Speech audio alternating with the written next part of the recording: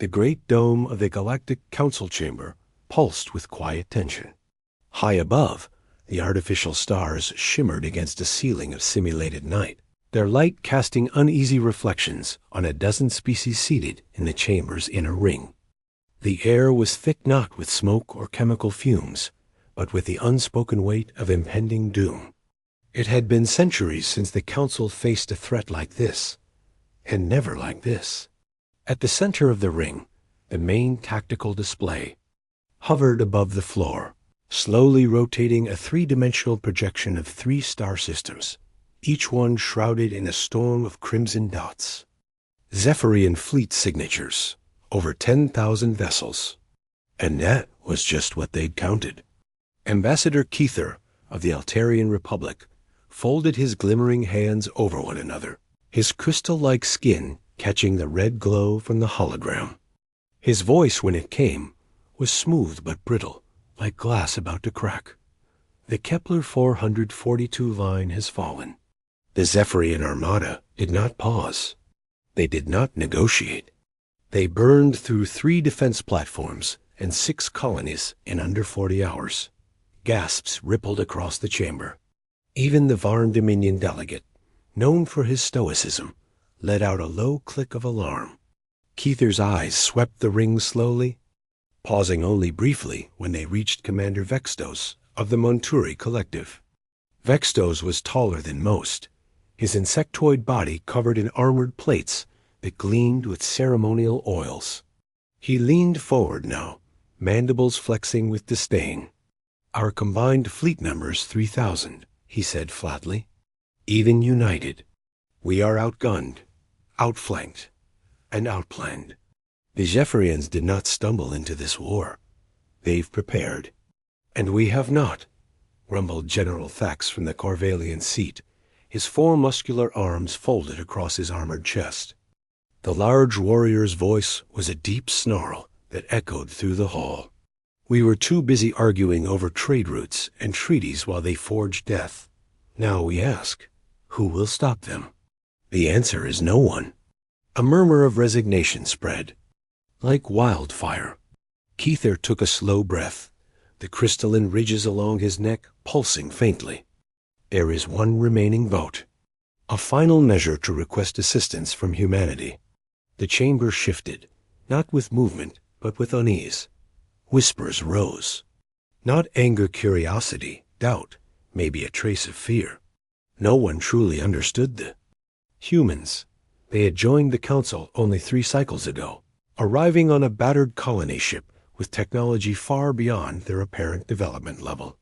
They shared medical breakthroughs, improved logistic chains, and quietly influenced battlefield strategy without ever revealing the full extent of their capabilities. They had no known homeworld. Their history, they claimed, had been lost in what they simply called the Soul Incident. And they had never shown their warships. Commander Vextos made a dismissive sound. "The humans are fractured, wandering. We do not even know how many remain." "And you would ask them to save us?" "No," Keither replied, voice firming. "I would ask them to stand with us." A silent vote was cast. Within seconds, the results materialized on the overhead display. 10 votes in favor. 2 abstained. The request was sent, and the chamber waited. Minutes passed in stillness. Delegates stared at the holodisplay. Some whispered to aides. Others simply watched the red tide grow stronger.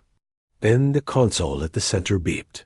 The Council's communication officer, a small amphibious Globari, looked up, eyes wide and wet. "We have a response," he croaked. The silence became suffocating. "Well?" Thax growled. The officer swallowed hard. "Humanity has acknowledged our plea and is sending aid." "How many ships?" Vextos demanded, rising halfway from his seat. 10? 50? A task force? The officer hesitated. 1.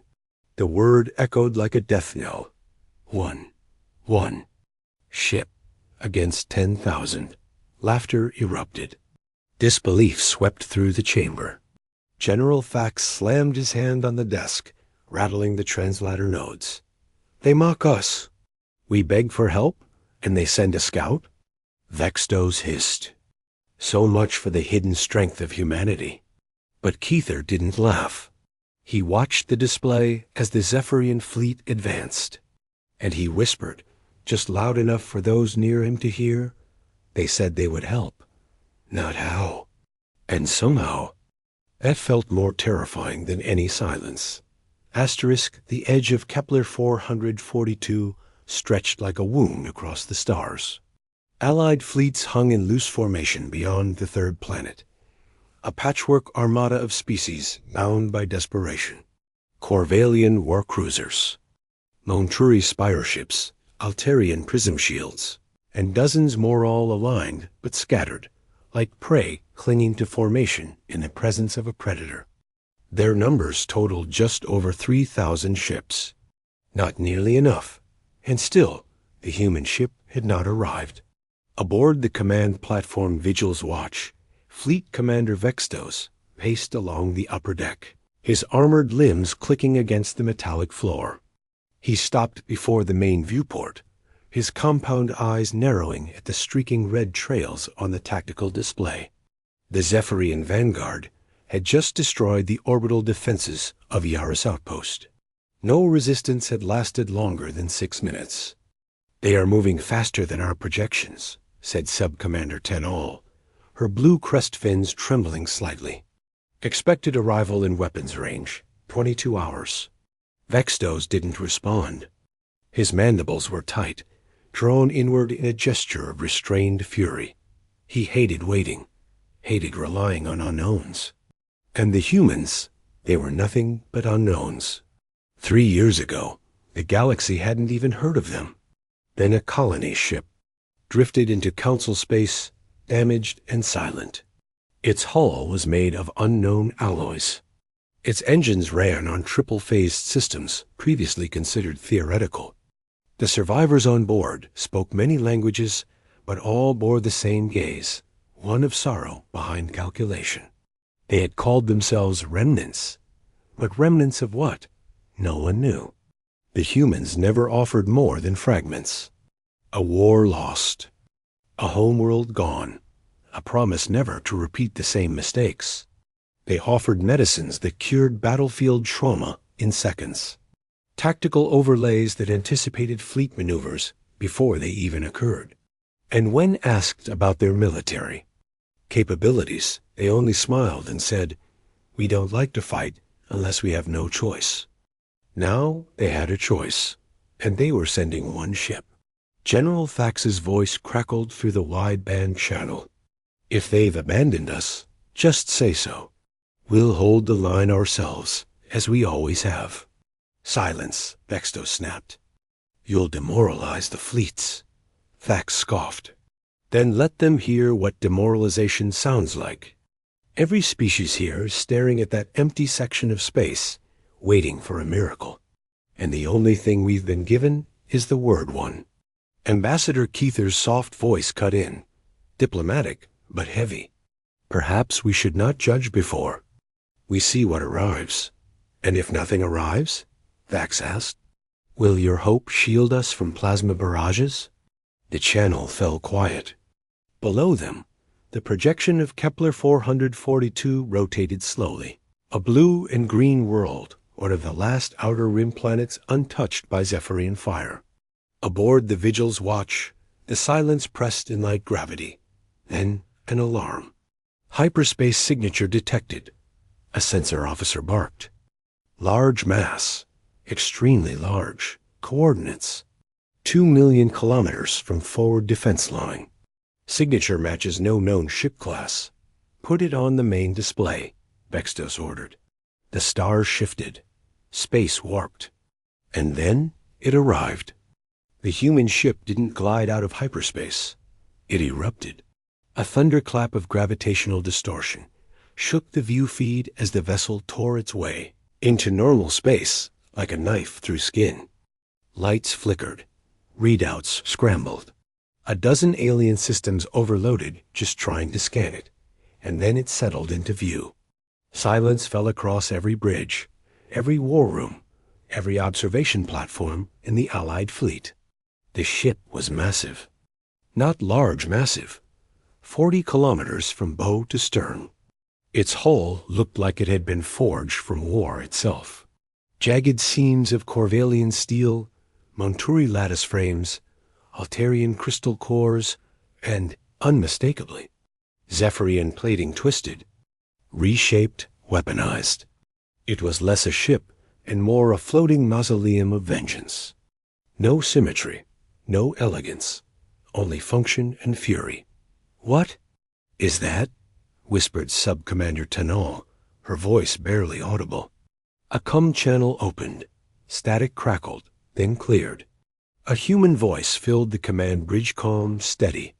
"Female, this is Captain Alina Martinez of the United Earth Expeditionary Ship Terra's Vengeance. We have the Zepharian fleet on sensors. Allied vessels maintain distance and hold position." She paused. Her next words chilled every soul. "Listening. We'll handle this." Vextos lunged for the transmitter. "Captain Martinez, this is Commander Vextos. There are 10,000 Zepharian warships approaching. Even with your impressive vessel, you cannot expect," Martinez's reply was soft, but it cut deeper than a plasma lance. "You don't understand, Commander. This isn't just a ship." The hull of the Terra's Vengeance began to move, its shape shifting, panels sliding back, internal weapon systems blooming outward like monstrous flowers forged in fire. It's a graveyard. And for the first time since the Zepharian invasion began, the galaxy felt fear for the invaders. The Terra's Vengeance hung in space like a wounded god carved from vengeance and steel. Its massive silhouette eclipsed a small moon as it moved forward, engines thrumming with a deep subharmonic growl that could be felt through long range. Scanners. The ship didn't shine. It absorbed light. Its hull was a patchwork monstrosity, stitched from the bones of fallen vessels, its surface uneven, scarred, and alive. Alterian crystal armor glowed faintly between plates of shattered Zepharian war metal. Monturi bioalloys slithered and reformed around weapon mounts, constantly adjusting. No two sections of the ship matched, and yet it moved with terrifying purpose. On the bridge of Vigil's watch, Vextos stood frozen, his compound eyes wide with disbelief. The tactical display could not measure the vessel's full weapon capabilities. It was glitching, unable to identify more than half of the subsystems. On the dreadnought, energy readings spiked far beyond redline. "Get me a full schematic," he barked. "Scan everything. I want to know what powers that thing." "No point, sir," the sensor officer muttered, his fingers twitching over. "A melting interface. Our systems can't keep up. It's rewriting our readings in real time." Across the Allied fleet, crews gathered at viewports and tactical feeds, speechless. Warriors, tacticians, diplomats, they all stared as the impossible ship drifted. Forward alone, toward the encroaching wall of red that was the Zepharian invasion. Then the Terra's Vengeance stopped. For a second, space itself seemed to hold its breath. Multiple power signatures activating, came a whisper from the monitoring crew. The hull shifted again. Entire sections peeled back like armored. Petals revealing bristling rows of weapon systems, some clearly Alterian energy coils, others of unknown origin. Cannons formed from magnetic spirals. Spinal mounts ignited with molten cores. Drone bays opened, not with standard interceptors, but with jagged constructs that hummed with recycled Zepharian tech. The ship looked like it had been stitched together by a god of war and a poet of death. The comm crackled again. Captain Martinez's voice returned, colder than before. "For 2 years, we only sent colony ships. Evacuation transports. Rescue missions. We watched the Zepharians burn our people. We didn't fight back, not because we couldn't," she paused, "but because we were building this."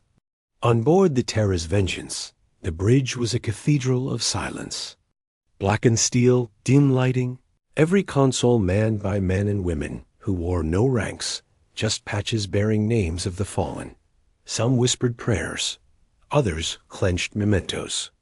Martinez stood at the center, pale, stern, her brown hair pulled back into a tight knot. Her eyes never left the forward display, where the Zepharian fleet approached like a swarm of red locusts. Beside her, a low hum grew louder. The ship's AI Requiem came online. Systems primed, it announced in a dispassionate tone. Weapon platforms responding. Adaption protocols initialized. Grief index at maximum threshold. Martinez gave a single nod. Then let's introduce them to our grief. The ship launched forward with no warning. Not a slow build-up. Not a calculated formation shift. It lunged. The first Zepharian Vanguard squadron never even fired. A golden lance of energy carved through the void, searing a perfect arc that vaporized a dozen cruisers in seconds. The Terra's Vengeance moved like it knew where the enemy was going to be before they got there. Inside the bridge of one Zepharian command vessel, Commander Zek-Thul reeled in disbelief. Their sensors were blind. Communications were jammed. Hull temperatures spiked as feedback from their own weapon systems fried internal circuits. How is this possible? He shrieked. His answer came too late. A cluster of human pulse drones surged into view reprogrammed Zepharian recon bots, now loaded with antimatter charges. They detonated mid-maneuver, taking out 3 battleships. Then came the Terra's Vengeance's main cannon, a shimmering wave of reverse-engineered Zepharian disruptor tech fired in a sweeping arc disassembling matter at the molecular level. It wasn't just a blast, it was erasure. Half a Zepharian carrier group vanished in under 4 seconds. Back aboard Vigil's watch, Commander Vextos sank slowly into his command chair. He watched the kill count climb hundreds of ships reduced to fragments, their debris pulled into the gravitational net of the human dreadnought's recycling systems. What kind of ship adapts mid-battle? Whispered Tanal beside him. Keither, still standing at the rear of the command center, closed his eyes and answered softly. One that never stopped mourning. By hour's end, the Zepharians had lost over 800 ships, and the human vessel had only just begun. The stars trembled as the warship advanced, slow, deliberate, unstoppable. The Terra's Vengeance didn't move like a ship. It moved like a creature that had crawled out of a graveyard, stitched from pain and precision, fueled by something older than vengeance. And as it waded deeper into the Zepharian fleet, its systems adapted, shifted, evolved in real time. Inside its core, memories lived. On the bridge, Captain Elena Martinez stood silent, eyes locked on the tactical display. Sweat beaded at her temple, though the bridge was cool. The air carried a tension that couldn't be vented. Forward enemy line breached, said Requiem. The ship's onboard aye. Its voice was neither masculine nor feminine. It was smooth, calm, and utterly devoid of emotion. Martinez didn't answer. She simply nodded once. To her right, Lieutenant Kira Walsh scanned a secondary feed, her gloved fingers dancing over the interface. Adaptive shielding holding. Weapons recharging. Enemy formations shifting, but they still don't understand what they're dealing with.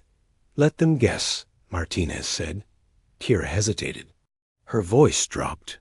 Ma'am, this doesn't feel like a battle. It feels like something else. Martinez didn't look at her. It's not a battle. It's a reckoning. The words were true. Below decks, in the vast interior hulls of the Terra's Vengeance, there were no war banners. No glory walls.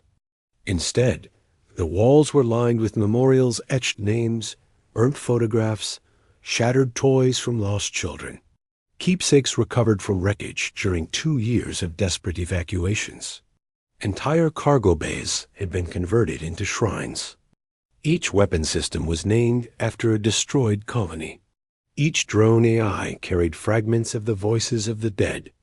Every crew member aboard had lost someone, and none of them had joined out of duty. They had volunteered because they could no longer sleep, because they wanted the universe to remember what it had ignored, because they needed to make someone hurt. In engineering, Davin Holt crouched beside a throbbing conduit that pulsed like a beating heart. Sparks flew around him, and his sleeve was already burned through. But he smiled anyway.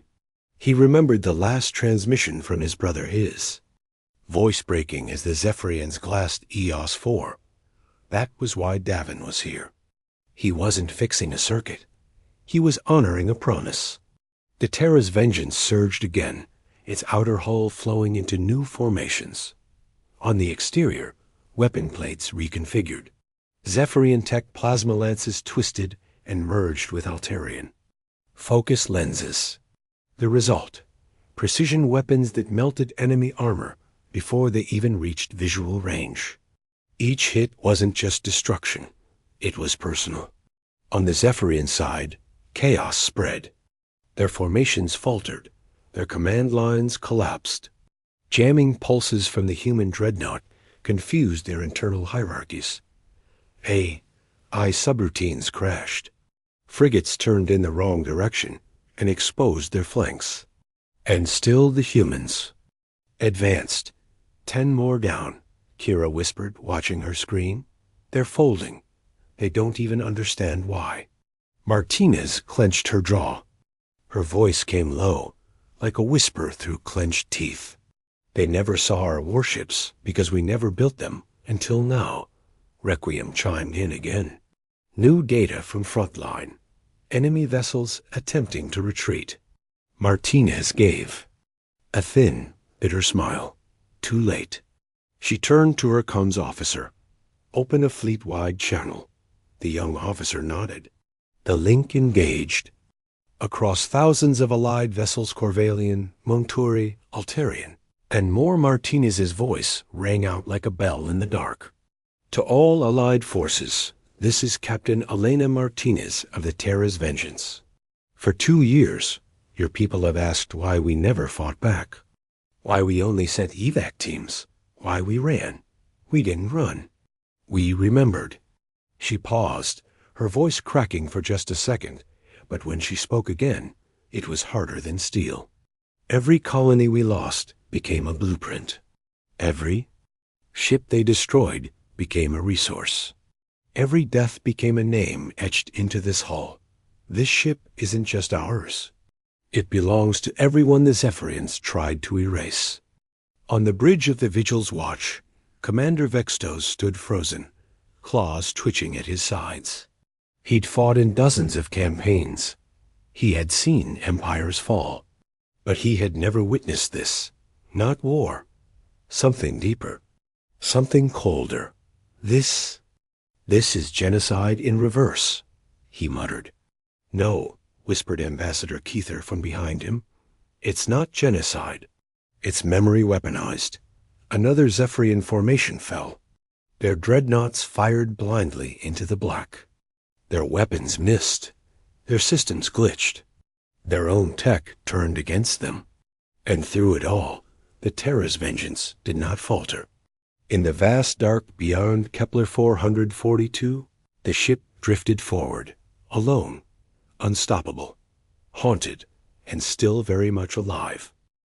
The Terra's Vengeance pressed into the Zepharian fleet like a scythe through brittle grass, cutting formations that had once raised star systems into drifting ash. Enemy vessels scrambled to regroup, but they were already too close to entangled in the web of their own arrogance. For years, the Zepharians had believed humans were fractured, scattered, soft. They had seen colony ships and assumed weakness. They had seen evacuations and mistook them for surrender. Now they saw vengeance forged, weaponized, and burning toward them. On the bridge of the dreadnought, Captain Elena Martinez stood unmoving as bursts of golden light lit the darkness beyond the viewport. The tactical display showed hundreds of red blips vanishing every few minutes. But she wasn't watching the numbers. She was listening to the silence between them. Enemy fleet attempting to reposition, Lieutenant Kira Walsh reported. They've shifted to Diamond Wedge Formation's old Dominion patterns. Martinez didn't blink. Good. That means they're scared. Below the command deck, in the weapons matrix, the gunnery teams were already adapting. Every console was wired directly into REQU, IEM's cognition net, feeding real-time analysis from every impact, every scan, every trace energy pattern. Every shot the Zepharians fired gave the Terra's Vengeance more data, and every second made it smarter. The ship learned like a predator that had been starved and now remembered the taste of blood. New subroutine unlocked, Requiem announced calmly. Counterplasma scatter tech absorbed. Redirecting shield frequencies. Integrating reversion burst in 3, 2, 1. A pulse wave rippled across the hull. The next volley of Zepharian plasma fire didn't hit. It reversed. Martinez watched the enemy ships flare with their own returning blasts. Zepharian dreadnoughts burst like eggshells, cracking under their own might. It wasn't magic. It was knowledge. Stolen knowledge, reassembled with human defiance. You. See that? Davenholt grinned from engineering, sweat pouring down his soot-covered face. They thought their toys were unique. Turns out we just play better. One deck below, the memorial corridor flickered as battle tremors rolled through the ship's spine.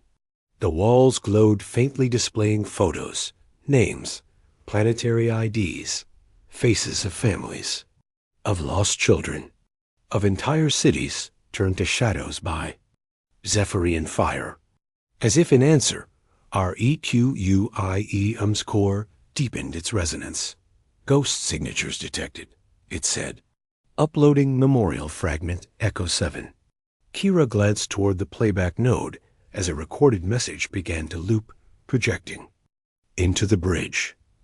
If anyone finds this, my name is Ria Torres. I was on Minas Station. They came fast. We didn't have time to pack. Just tell my little brother I didn't run. I stayed with Mom. The message cut, corrupted by static. The bridge fell silent again. Captain. Martinez turned back toward the viewport. Her jaw was clenched. Her hands didn't shake. She tapped a single control node on the armrest of her chair. Deploy Protocol Sable. Requiem hesitated. Warning. Sable Protocol will override remaining. Safeties. Structural damage is likely. Crew casualties. I said deploy it. Across the Terra's Vengeance, claxons lit deep crimson. Outer hull sections split open, not with elegance, but with violent purpose. Twin cannon arrays unfolded like wings stretching after centuries of stillness. Each barrel hissed with caged energy. These weren't salvaged. These were human-built. The only tech on the ship not taken from others. The last invention of a forgotten Earth war. Sable cannons. They didn't fire projectiles. They fired echoes, distortions in gravity and mass that unraveled targets on a subatomic level. No shielding could block them. No armor could withstand them. Two beams arced across space, silent, invisible to most sensors. They struck the heart of the Zepharian fleet command clusters, communication hubs, fleet coordinators. Gone, just gone. Martinez's voice came again, now over open channels. We don't kill for pleasure, but we remember every death. And now we return them. On the Vigil's watch, Commander Vexto slowly lowered himself into his seat. The Monturi were known as a warrior race, but what he witnessed now wasn't war. It was grief weaponized. A ship built not for conquest, but as a tomb that could fire back. All Zepharian formations are collapsing, Tanal reported quietly. They're trying to retreat. No, Vexto said. They're trying to escape a ghost.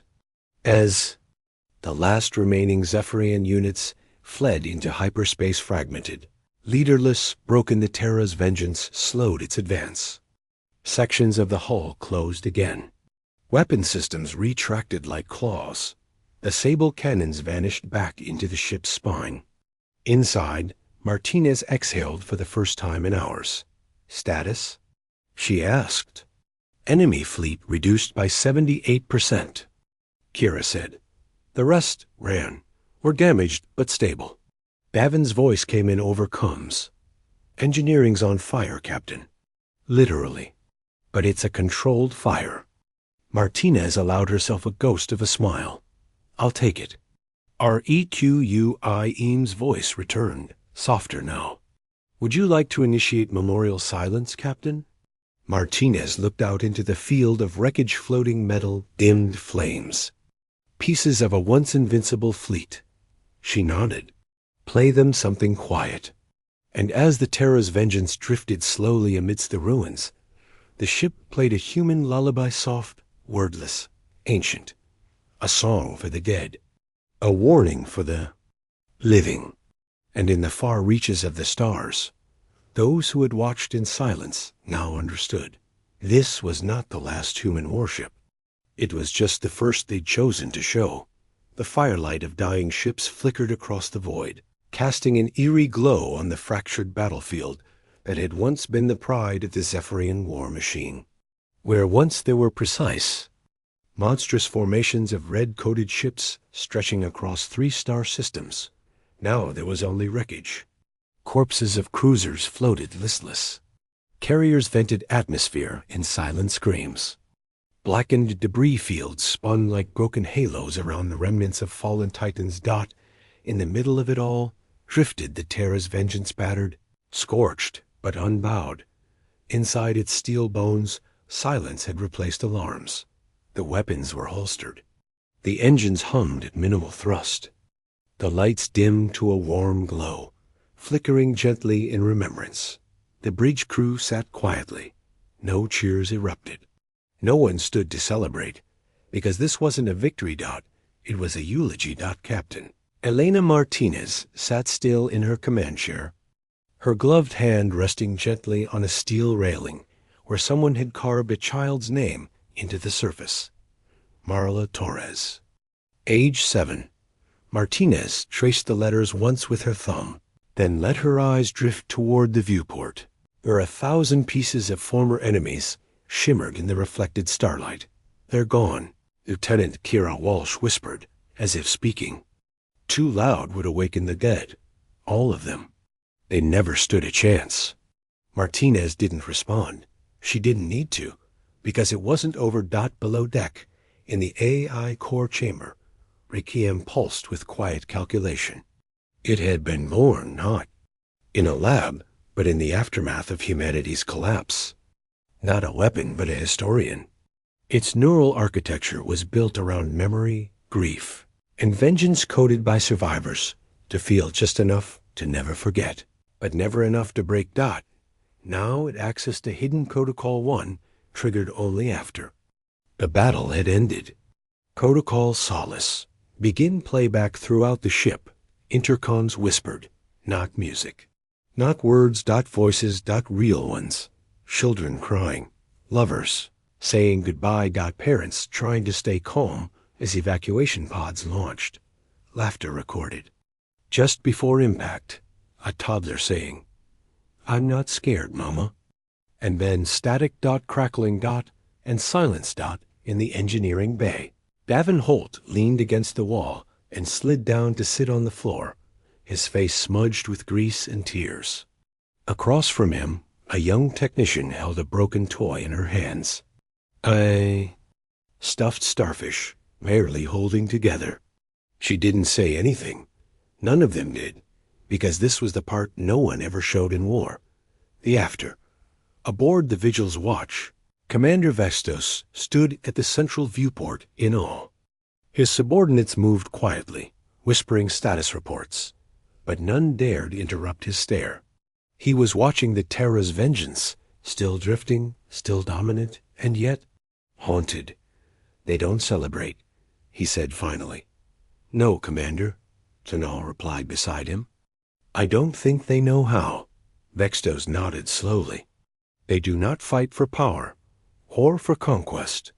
He turned toward Ambassador Keither, who had joined him silently. They fight for ghosts. Keither's crystalline features glinted under dim starlight, and that makes them the most dangerous beings in the galaxy. A transmission pinged, encrypted, directed to all remaining Council vessels. Captain Martinez's face appeared on screen, pale, calm, unflinching. To the Galactic Council and all observing species. This is Captain Elena Martinez of the UES Terra's Vengeance. The Zepharian fleet has been defeated. Retreating forces are being monitored. Their command structure has collapsed. We do not ask for thanks. We do not require recognition. We did what had to be done. But know this, her voice dropped steely and cold. For 2 years you all watched. You debated. You waited while our outer colonies were burned. You called us unpredictable. You feared our silence. Now you've seen what we built in that silence. The transmission cut. Vextos stepped back, visibly shaken. They're not an ally, he muttered. They're a reckoning with a nameplate. Back. On the Terra's Vengeance, Requiem flickered across Martinez's console, its digital core pulsing gently. Incoming message from Earth Command. Martinez raised an eyebrow. Earth Command? Requiem paused. Not sent on standard frequency. Origin point. Classified. Martinez narrowed her eyes. Display. A line of text appeared, glowing softly. The graveyard is full. Return home. New orders incoming. She stared at it for a long moment, then stood, the command chair hissing as she rose. We're not done, she whispered. No, Captain, Requiem said, its voice almost reverent. The ghosts are never done. Outside, the stars stretched on, endless and silent, and somewhere beyond them, something watched. Something that now knew humanity never forgot. And it never forgave. The wreckage of the Zepharian fleet drifted like bones in orbit, silent reminders of what arrogance cost. The Terra's Vengeance no longer pursued. It didn't have to. The message had been delivered, written in fire and steel, spoken through silence and ash. Of the 10,000 Zepharian warships that had once promised to consume 3 star systems, only fragmented survivors remained scattered. Broken, leaderless dot, but the Terra's Vengeance was not at rest. That it was thinking dot in the core of the ship. Requiem processed petabytes of tactical data, fleet responses, escape patterns. It cataloged every Zepharian transmission before their collapse. It analyzed damage vectors, kinetic feedback loops, shield drift timings. It learned from every mistake. Then it began planning the next war. On the bridge, Captain Elena Martinez leaned forward, elbows on her knees, hands loosely clasped. Her uniform was smeared with burn marks. Her voice had gone quiet since Earth Command's cryptic message.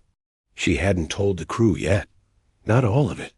Not what graveyard is full really meant.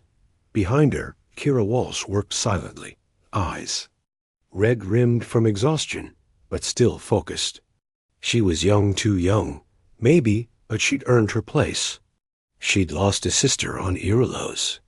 And like the rest of the crew, she didn't come to fight. She came to remember.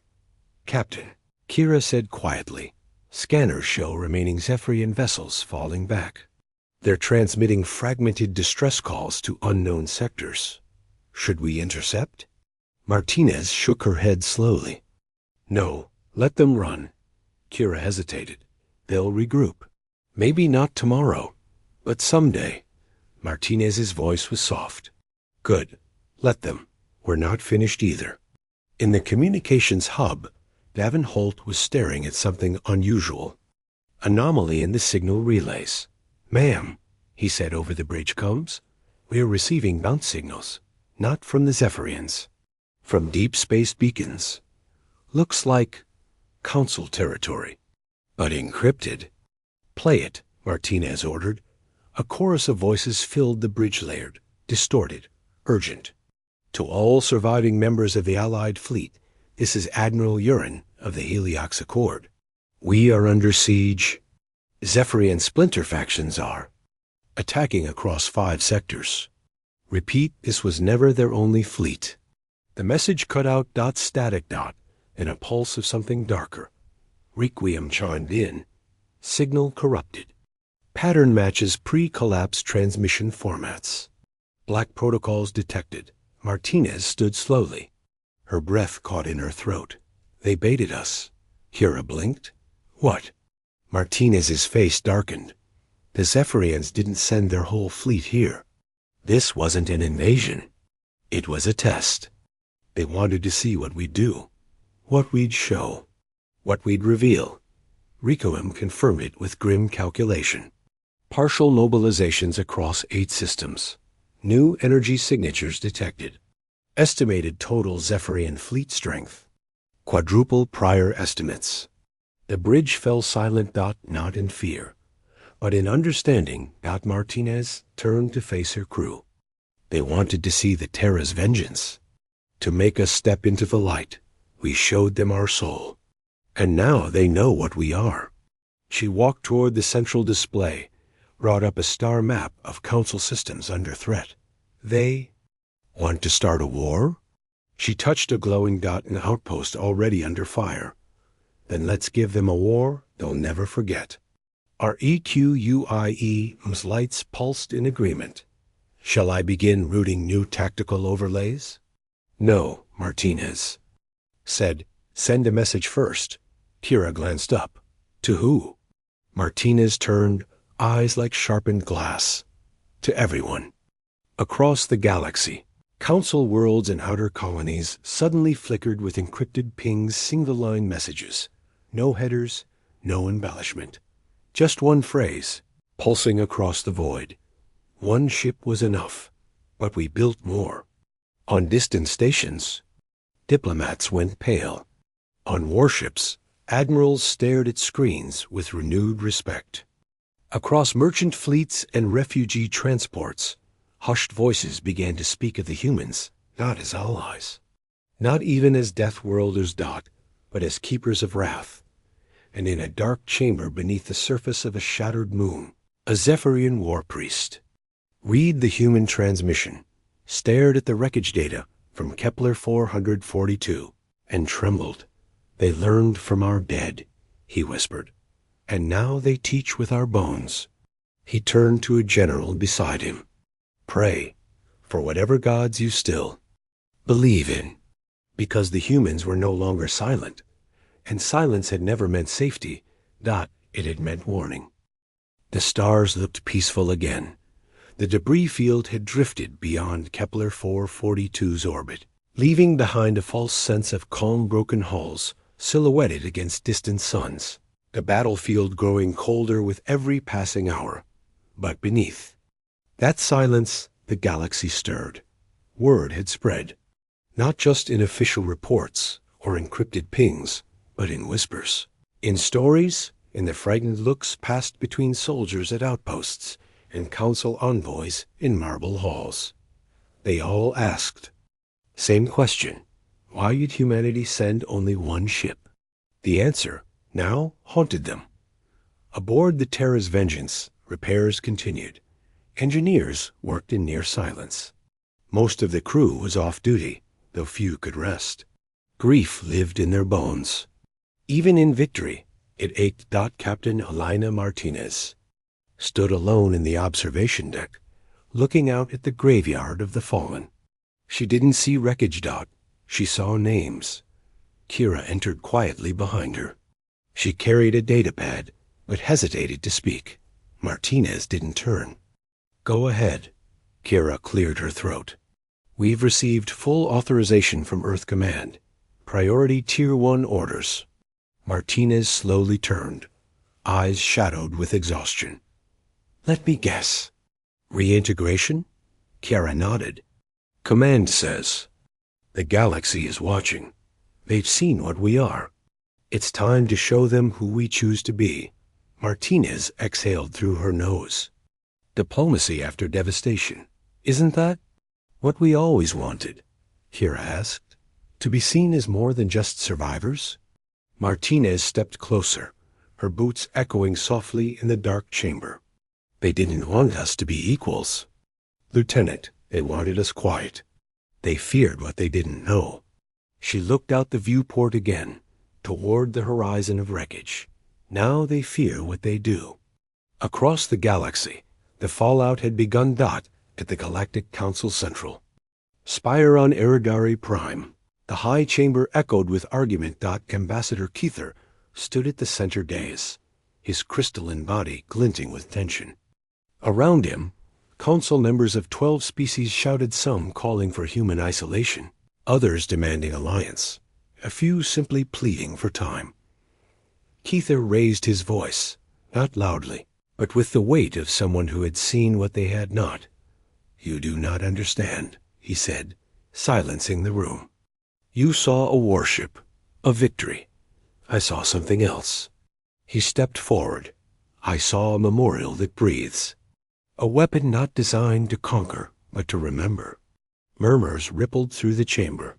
They sent one ship, he continued, because that's all they needed. That ship carried every lesson, every loss, every name we ignored while we hid behind our debates. And it taught us what humans become when we let them mourn alone. He turned slowly, letting his words settle. We didn't witness humanity's strength. We witnessed the restraint breaking. Far away, aboard the Terra's Vengeance, Requiem spoke gently. Captain, a council delegation is requesting a meeting. They wish to open formal peace terms with Earth. Martinez raised an eyebrow. Peace terms? We're not at war with them. Requiem paused. Yet, a shadow passed over her expression. Not anger, not bitterness. Resolve. Prepare the hangar. Send the message. Which message, Captain? Martinez looked toward the ship's center, toward the long, quiet corridor lined with names. The one we meant from the beginning. The following day, a new transmission echoed through known space. Not a threat, not a demand, but a recording. It began with silence. Then, slowly, it unfolded. Images of Earth's burning colonies. Screams, smoke, Zepharian warships descending, sirens, panic. Then, the construction, sparks flying across dark halls. Engineers weeping as they welded names into armor. AI schematics being imprinted with memorial code. Crews training with no anthem, just silence. And then, the Terra's Vengeance being born. Forged in orbit, fed by wreckage. Raised not by governments, but by grief. A final message faded into view at the end. We asked for help. None came. So we built our own answer. We sent one ship, because it carried all of us. If you understand now, good. If not, pray you never do. Signed, United Earth on Border Worlds and Central Systems. People watched the message. Some cried. Some turned off the screen halfway through. Some wrote to their leaders. But no one mocked humanity again. They now knew the truth. Humanity didn't send a fleet. They sent their ghosts. And one ship was enough.